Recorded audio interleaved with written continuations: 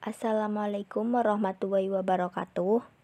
Saya dari kelompok 3 kelas 2A akan memaparkan materi tentang orientasi dan penempatan bersama dengan teman-teman saya yang beranggotakan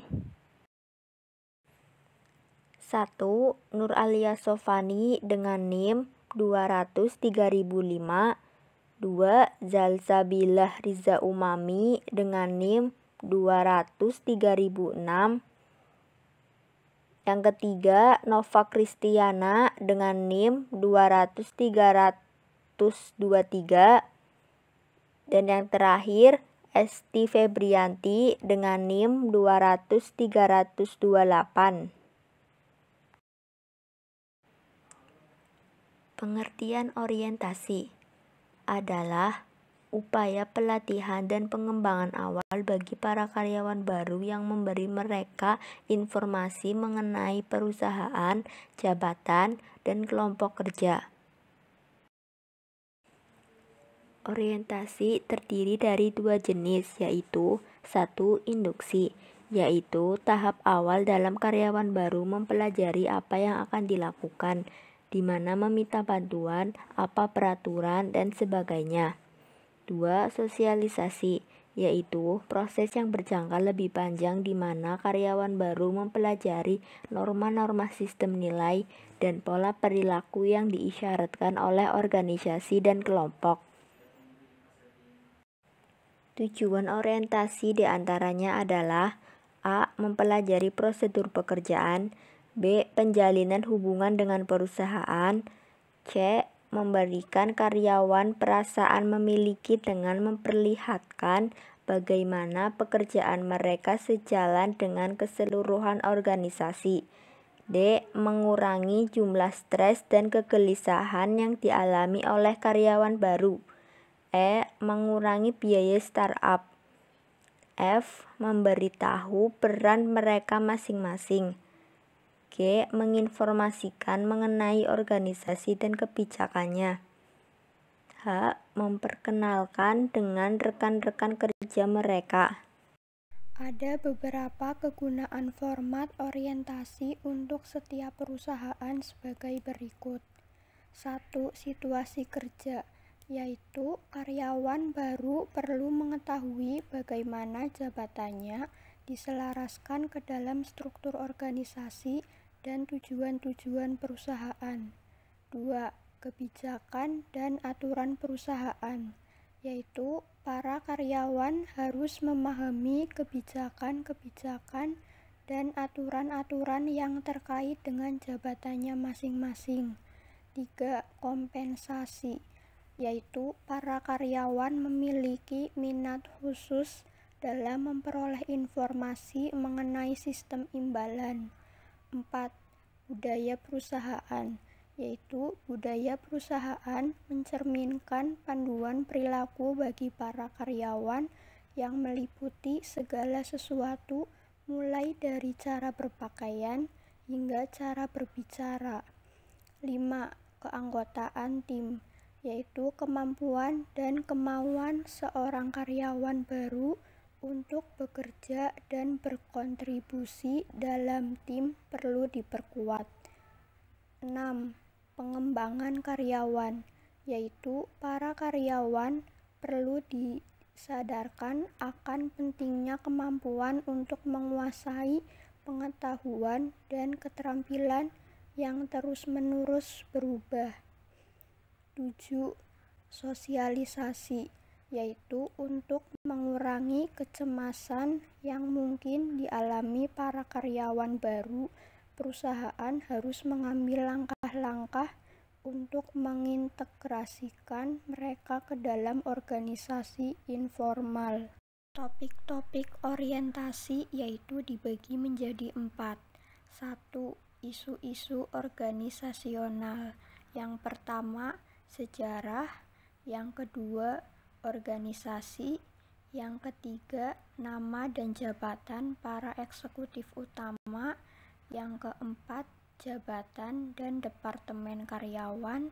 Yang kelima, denah fasilitas fisik. Yang keenam, masa percobaan. Yang ketujuh, produk atau jasa yang dihasilkan. Yang kedelapan, tinjauan proses produksi. Yang kesembilan, kebijakan dan peraturan perusahaan. Yang kesepuluh, peraturan kedisiplinan. Yang kesebelas, buku saku karyawan.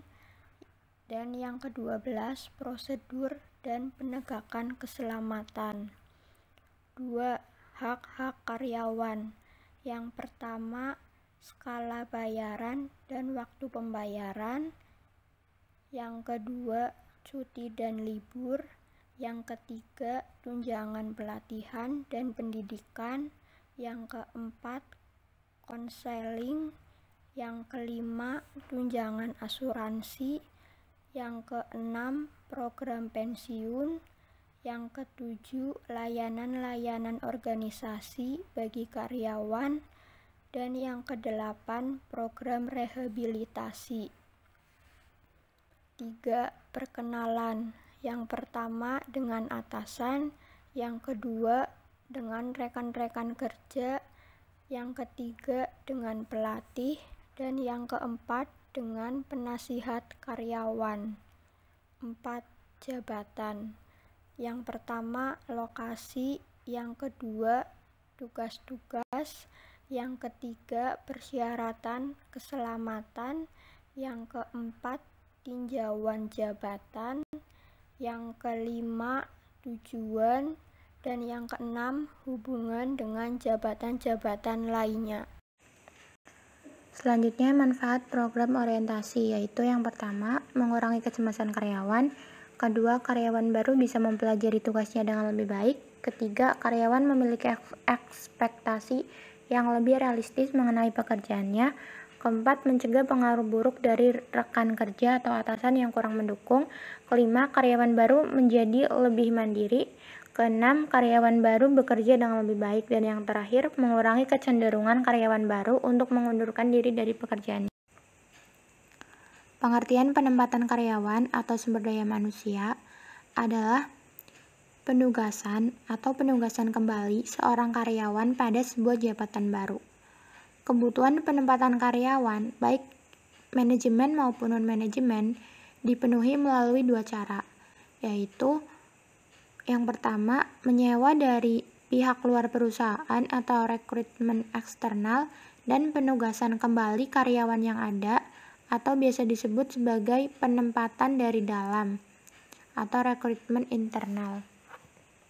Adapun jenis-jenis penempatan yaitu yang pertama promosi. Karyawan dipindahkan ke posisi lain yang lebih tinggi baik dari segi bayaran, tanggung jawab, dan level organisasionalnya. Ada dua jenis promosi yaitu berdasarkan prestasi dan berdasarkan senioritas. Yang kedua yaitu transfer. Karyawan dipindahkan ke posisi lain yang setara baik dari segi bayaran, tanggung jawab, dan level organisasionalnya. Yang ketiga yaitu demosi. Karyawan dipindahkan ke posisi lain yang lebih rendah baik dari segi bayaran, tanggung jawab, dan level organisasionalnya. Adapun faktor-faktor yang mempengaruhi penempatan karyawan yaitu yang pertama pertumbuhan perusahaan. Adanya pengaruh ekspansi bisnis yang mampu menciptakan posisi pekerjaan baru, baik melalui promosi karyawan yang sudah ada atau yang baru sama sekali. Yang kedua yaitu reorganisasi. Sebuah restrukturisasi dari perusahaan akan menghasilkan jenis yang beragam dalam hal kegiatan personalnya.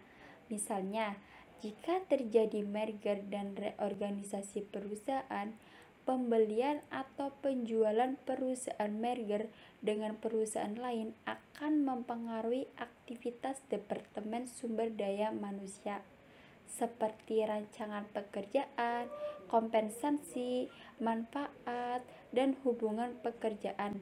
Hal ini akan mempengaruhi keputusan penempatan karyawan.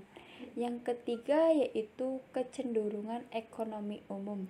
Satu konsekuensi dari pengaruh menurunnya pertumbuhan ekonomi adalah secara signifikan akan menurunkan ketersediaan pekerjaan, baik bagi mereka karyawan yang permanen dan temporer serta sekaligus bagi pencari kerja. Dan sebaliknya, jika kondisi ekonomi membaik, maka Departemen Sumber Daya Manusia akan proaktif melakukan kegiatannya seperti promosi, rekrutmen, dan seleksi karyawan baru. Yang keempat yaitu atrisi, merupakan pengurangan karyawan yang disebabkan terjadinya terminasi, pengunduran diri, penggalian keluar dari unit bisnis, dan meninggal, sehingga karyawan berada pada posisi tertekan dan terjadi pemangkasan kelebihan karyawan yang disebut dengan rasionalisasi. Dan yang terakhir yaitu ada kaitan penempatan dengan orientasi adalah yang pertama yaitu meskipun dalam promosi transfer maupun demosi yang ditempatkan adalah para karyawan yang telah bekerja di perusahaan, bukan karyawan baru. Namun mereka tetap perlu menjalani orientasi terkait dengan jabatan yang baru. Yang kedua yaitu memang para karyawan tersebut bisa jadi sudah memahami dengan baik mengenai aspek-aspek umum perusahaan seperti strategi, kompensasi, peraturan, dan sebagainya. Namun mereka sedikit banyak pasti mengalami kecemasan terkait masalah interpersonal dan hal-hal yang berhubungan dengan pekerjaan barunya.